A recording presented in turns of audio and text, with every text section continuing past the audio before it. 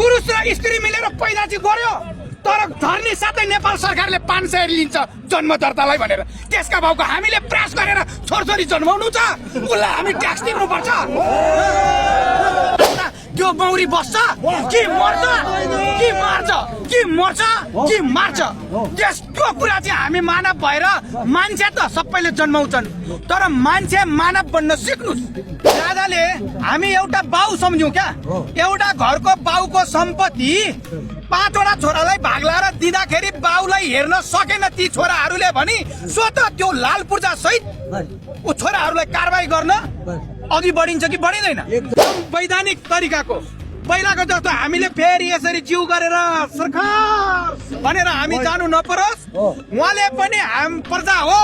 जनता हो भनेर बुझ्नुहुन्छ भने हामीलाई पनि उहाँ सरी मुस्कुराउन दिनु पर्यो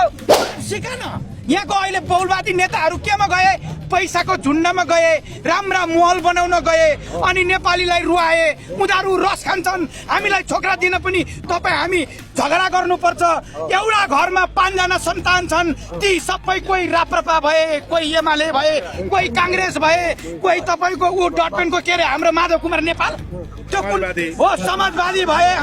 अनि साला एउटै कसुडीमा पाकेको भात खान लुचातानी गर्नुपर्ने त्यतिकै सेलाएर गयो माओवादी 32 सिटमा किन खैच्यो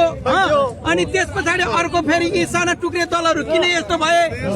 लोकतन्त्र हाँस्नको लागि 10 वर्ष प्रचण्ड एउटा पद भनेर प्रचण्ड पदको एउटा नाम दिएर माओको तस्बिर छातीमा टाँसेर नेपाली बाउलाई धपाएर यहाँ हिन्दू राज्य कायम गर्नुपर्छ लौ त गरी खाओ न त भनेर 5 बुँदे समझदारी बिर्सेर एउटा पत्रकार बानिया भन्ने हुनुहुन्थ्यो श्रीपाद ज्ञानेन्द्रले त्यहाँनेरि अलिकति कुरा चाउनु भएको छ त्यही चहेका कुराहरूलाई चाहिँ आजको राजनेताहरूले त्यसलाई टेकेर अहिले पनि मिले मतमा चटक्क जानी हो भने राज संस्था वैधानिक तरिकाको पहिलाको जस्तो हामीले फेरि यसरी जिउ गरेर सरकार भनेर हामी जानु नपरोस् उहाँले पनि हाम प्रजा हो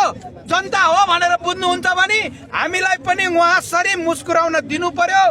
नाना छाना खाना स्वास्थ्य यी सब कुरा ग्यारेन्टी हुनु पर्यो यसको बदलामा राज संस्था र धर्म सहितको हिन्दू राज्य कायम गर्नुपर्छ भन्ने हामी नेपालीको ठम्ब्याइ छ भन्ने कुरा जानकारीको भनेपछि हिजो अस्ति मात्रै तपाईलाई शशाङ्क कोइरालाले पनि हामी म पूर्व राजा भन्दिन म श्रीपाद ज्ञानेन्द्र वीरविक्रम शाहदेव नै भन्छु भनेर जुन उहाँले अहिले बोलिराख्नु भएको छ नि भनेपछि अब कांग्रेस कम्युनिस्ट जोसुकै हुन् राम्रा नेताहरूले अब अँगाल्दैछन् नराम्राहरूसित डरले भाग्ने तर्खरमा छन् भनेर बुझ्न सकिन्छ कि सकिँदैन त अब यो कुरामा मेरो आफ्नो सन्दर्भ है मेरो आफ्नो भित्री सन्दर्भ हैन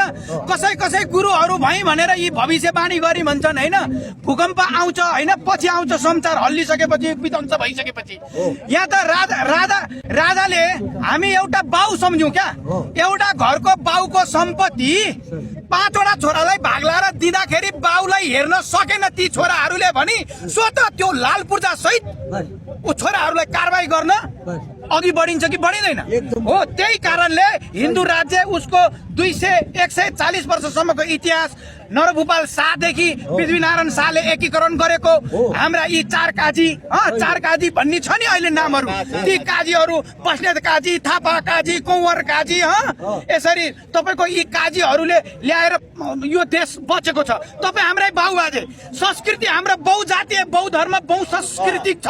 यसलाई मान्नु पर्छ तर पशुपति हाम्रो एउटा मूल देवता हुन् हैन त्यसलाई पनि मान्ने सबै धर्मलाई समान रूपले ठान्ने धर्म त तपाईको एउटा स्वभाव हो त्यसले नैतिकताको पाठ सिकाउँछ तर यो पाठ सिकान यहाँको अहिले बहुलवादी नेताहरू केमा गए पैसाको झुन्डमा गए राम्रा महल बनाउन गए अनि नेपालीलाई रुवाए उनीहरू रस खान्छन् हामीलाई छोकरा दिन पनि तपाईँ हामी झगडा गर्नुपर्छ एउटा घरमा 5 जना सन्तान छन् ती सबै कोही राप्रपा भए कोही एमाले भए कोही कांग्रेस भए कोही तपाईँको ऊ डटपेनको के अरे हाम्रो माधव कुमार नेपाल त्यो कुन हो समाजवादी भए अनि साला एउटै कसुडीमा पाकेको भात खान लुचातानी गर्नुपर्ने भाग राम्रोसँग लाएर हामीलाई पनि मुस्कान सहित हाँस्न हामीलाई यो अहिले कति 85,000 पनि एउटा गर्भमा 3 महिनाको बच्चा भयो भने 85,000 ऋण उसको निधारमा लेखेर पैदा हुन्छ त्यस पछाडि पैदा गर्यो पुरुष र स्त्री मिलेर पैदा चाहिँ गर्यो तर धर्नी साथै नेपाल सरकारले 500 लिन्छ जन्म दर्तालाई भनेर त्यसका भाउको हामीले प्रयास गरेर छोरछोरी जन्माउनु छ उसलाई हामी ट्याक्स तिर्नुपर्छ हाम्रा प्रयासका बावजुद ऊ ट्याक्स खाने पैसा खाने अनि ऊ मलमा बस्ने पङ्खा हम्किने हामीलाई लामखुट्टाले खाने सदा खाएको तपाईँको ऊ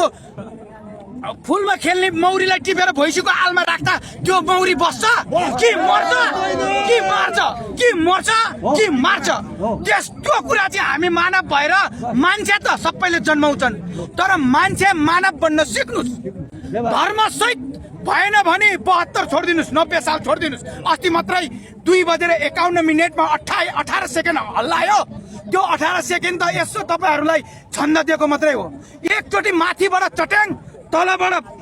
तपाईँको यो हल्लाउने कम्पन त्यस पछाडि अस्ति मात्रै लालबुर्दा मागी मागेन यो धरती माताले अस्ति काका हान्यो त्यो खोलाले